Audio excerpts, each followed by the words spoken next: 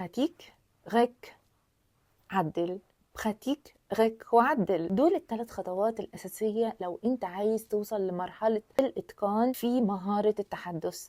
مش مهم الطريقة، إذا كان ورا الإكران ورا الشاشة أو فاس أفاس. ممكن إن أنت تكون بتشتغل مع مثلا جروب أونليني، فطبعا بتكون الخوف خفيف شوية، يعني مش بتكون شايف قوي مخاوفك. لكن لما بتبدأ تنزل في جروب حقيقي وبتبدأ تمارس اللغة زي كده الجروب بتاع الكونفرساسيون، طبعا بتكون النتيجة مش طبيعية، لأن انت بتشتغل على خوفك كمان، مش بس اللغة، تشتغل على خوفك لحد ما يخف، تبدأ ان انت تعبر عن نفسك بمنتهى السهولة. امارس اللغة، مش مهم الطريقة، مش مهم ازاي، بس اهم حاجة ان انتوا تستخدموا اللغة، انتوا تكونوا بتمارسوها. طبعا افضل طريقة ان انتوا تكونوا بتكلموا فاس افاس مع ناس، بحيث ان انتوا تكونوا بتتخلصوا من مخاوفكم، وده احنا بنقدمه في كور دو كونفرساسيون في الدقي. فطبعا بتكون النتيجة غير طبيعية، بتتخلص من مخاوفك، كمان بنشتغل على اللغة مش بس الخوف، وكمان انت بتكون قادر ان انت تثق في نفسك اكتر، يعني بتواجه مباشرة مخاوفك، فبالتالي بتتعرف على الخوف اللي جواك وتعرف سببه ايه. الافضل ايه؟ الواقع غير المواقع. تشتغل على خوفك لحد ما يخف وتبدأ ان انت تعبر عن نفسك بمنتهى السهولة. انت تريك دي ممكن فوكال، ممكن فيديو، ان انت تعمل الاتنين دول في حد ذاتهم دي حاجة كويسة.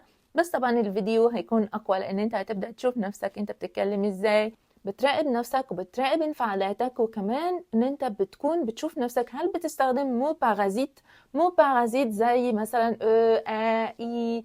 دي كلها لو انت بتستخدمها فطبعا هتقلل كتير جدا من قيمة التواصل اللي انت بتعمله. ان انت كمان تعدل بعد ما بتشوف وبتراقب الفيديو او بتسمع الاوديو او الفوكال اللي انت سجلته، هتعيد تاني نفس الخطوات، ان انت تاني تبخاتيك، وان انت تسجل، ان انت تعدل، ان انت بعد كده تقدر تعدل على المجهود اللي انت عملته.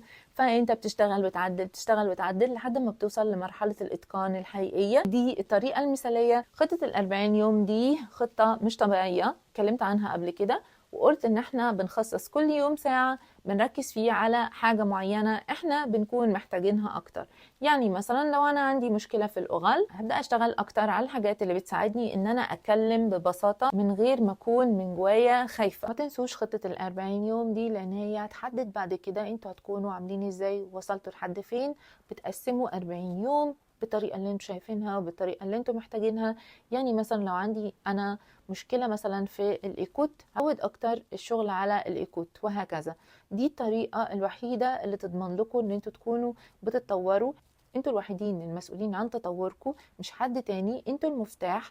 والحقيقة لازم ان انتوا تكونوا بتعملوا مجهود على مدار الوقت. اي انسان ناجح في الدنيا هنلاقي ان هو في عادات معينة ملتزم بيها خلته في الاخر يوصل للنجاح اللي هو وصل له. عايزين نقوله ان احنا دايما نكون بنلتزم بالحاجات اللي احنا عايزينها، مش مهم الامكانيات ايه، ولكن على حسب الامكانيات اعمل لحد ما توصل للمرحلة اللي انت عايزها، والمرحلة اللي انت تحس ان انت راضي فيها عن نفسك وعن طريقة كلامك. معنى 40 يوم ان انا كده ببني عادة تساعدني قدام ان انا اشوف نتيجة حقيقية، مش بكون بشتغل عليها بشكل متقطع، لان انا في بناء العادة بتعلمني ازاي اكون انسانة ناجحة لحد ما بتوصل فيهم لمرحلة الاتقان، وهو ده اللي احنا عايزينه. ايه فوالا.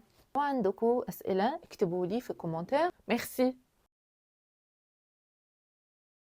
السؤال الأول من أمل بتسألني بتقولي أنا بسمع كتير ولكن مش بفهم، برضو في كلمات مش بفهمها، وكمان الكومبريهنسيون أورال ده صعب كتير. أنا دلوقتي مش عارفة أمل هي بتسمع إيه ولا مستواها إيه وهكذا، ولكن أنا عندي من خبرتي أنا أقدر أوصل للمشكلة فين، ودي نعمة كبيرة ربنا أنعمها عليا سبحانه وتعالى، كمان كلاكمو دو دوا كده، ان انا افهم المشكلة بتكون فين بالظبط، بقدر احلها.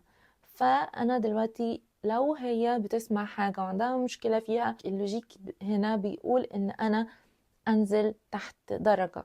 يعني مثلا انا بسمع حاجة، في حاجات بتفوت مني، فهنزل درجة اسمع الاقل، لان هنا هو ده المفتاح بتاعي، ان في حاجات انا في الباز عندي ما كانتش متظبطة. يعني في الاساس عندي انا ممكن اصلا ما اشتغلتش من البداية على الايكوت، ان انا اسمع بطريقة كويسة. فلازم طبعا ان احنا عشان نظبط لازم اظبط القديم وبعد كده ارجع تاني للجديد. فكأني بعمل باك اند فورس باك اند فورس باك اند فورس لحد ما القديم بيتظبط وبعد كده بطلع على الاعلى. اوكي، دي برضو نصيحة لأي حد بيتعلم.